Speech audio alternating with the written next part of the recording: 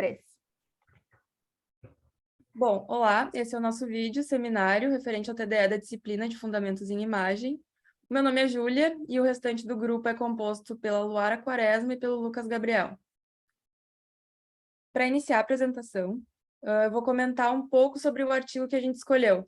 O título ele se traduz em português para dispneia com suspeita de origem cardíaca. Esse artigo ele foi desenvolvido por um grupo de especialistas do Colégio Americano de Radiologia e descreve alguns critérios que possuem a função de orientar radiologistas e clínicos na tomada de decisões.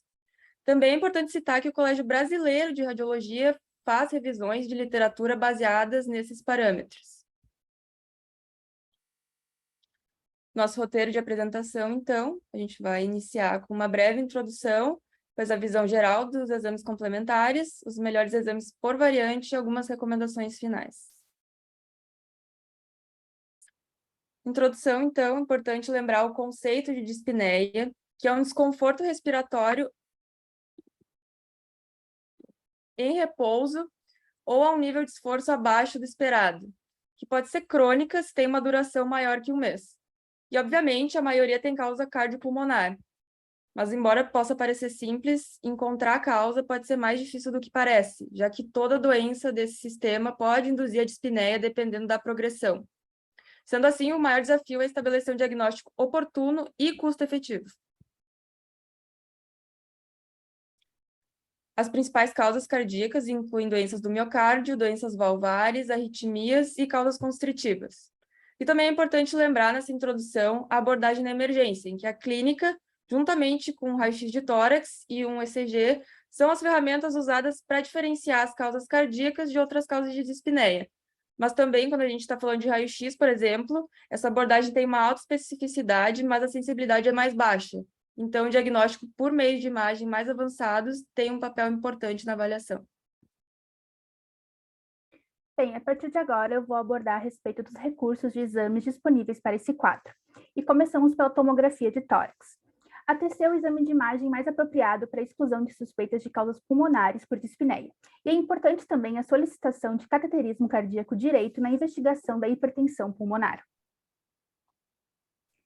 Já sobre a ecocardiografia, que tem papel fundamental na verificação da estrutura e da função do coração, e deve ser realizada em todos os pacientes com suspeita de dispneia de origem cardíaca. Embora a angiografia por catéter convencional continue sendo técnica clínica padrão ouro para avaliar as artérias coronárias, a angiotomografia coroniana surgiu como método não invasivo alternativo para determinar a presença, a gravidade, a carga e a composição da placa da artéria coronária. A ressonância magnética cardíaca também é útil para especificar a etiologia da dispneia cardíaca, porque ela fornece informações de alta qualidade sobre a estrutura e a função do coração, e permite a caracterização do tecido miocárdico e do pericárdico, em uma ampla gama de estados patológicos. Bom, então agora que a gente já viu os conceitos iniciais lá na introdução, e também uma visão geral sobre exames que se usa para avaliar a dispneia de origem cardíaca, a gente vai passar para a parte final do estudo, onde ele divide as dispneia em 5 variantes, sendo elas 2 relacionadas a IC, uma com isquemia não excluída, outra com a isquemia já excluída.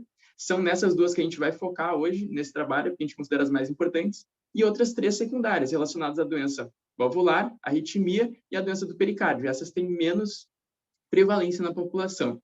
Importante também lembrar que o estudo ele coloca para cada uma dessas variantes uma tabela onde ele vai graduar os exames disponíveis de 1 a 9, onde 9 seria o melhor custo-benefício. 1, 2 e 3 seriam não apropriados, 4, 5, 6 seriam aqueles que podem ser apropriados em algumas ocasiões, e 7, 8, 9, notas, né, aqueles que realmente são apropriados para aquela causa, para aquela doença. Começando, então, agora pela variante 1, a dispneia, devido à insuficiência cardíaca com a isquemia não excluída. A doença isquêmica cardíaca, ela ocorre quando o miocárdio não recebe adequado suprimento de oxigênio para sua demanda, e é mais comumente causada por doença arterial coronariana, a DAC. Esse diagnóstico de DAC ele se dá por exames complementares, tanto anatômicos quanto funcionais, uma vez que nem todas as lesões são funcionalmente significativas. Lesões com menos de 50%, por exemplo, normalmente não têm significado nenhum na funcionalidade, enquanto aquelas entre 50% e 90% têm significado e ele varia muito de indivíduo por indivíduo. Daí é importante investir em exames complementares. Entre as técnicas, a gente divide elas em invasivas e não invasivas.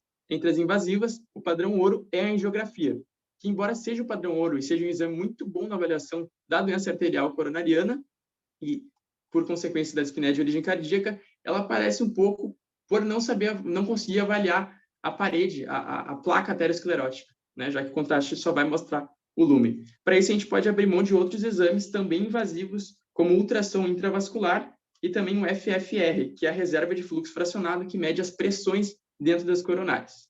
Ali na tabela, a gente vê que entre os principais exames, a gente também inclui o raio-x de tórax, que, em geral, é uma ótima opção de entrada, assim como a ecocardiografia. Agora sim, falando da isquemia, da variante 2, quando a isquemia já está excluída, a gente vê ali o raio-x de tórax e a ecocardiografia encabeçando como melhores exames. No raio-x, a gente vai ter um edema alveolar ou intersticial, efusão pleural, normalmente bilateral ou apenas à direita, e também aumento da área cardíaca, são as coisas mais comuns que a gente vê.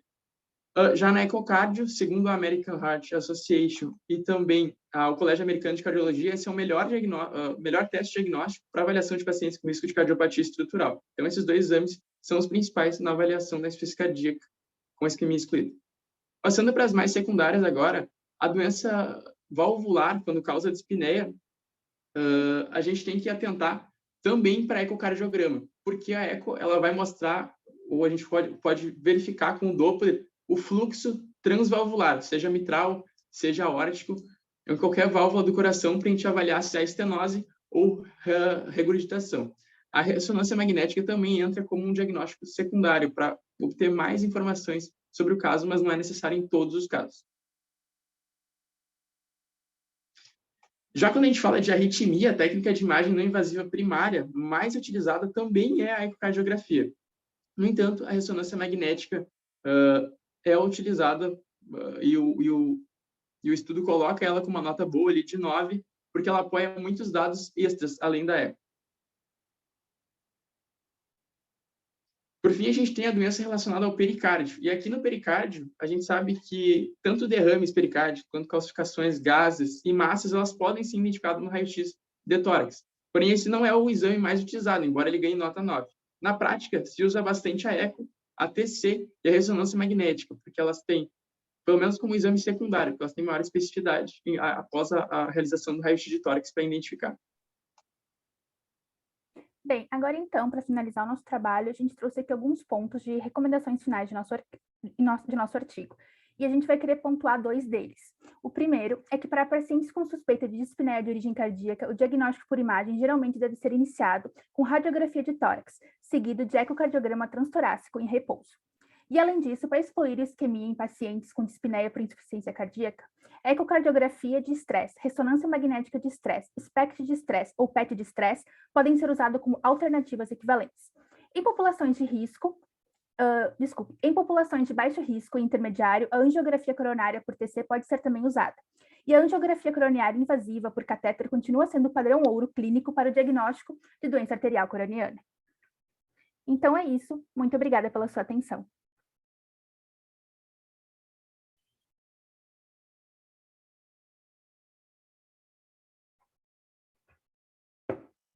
Tá.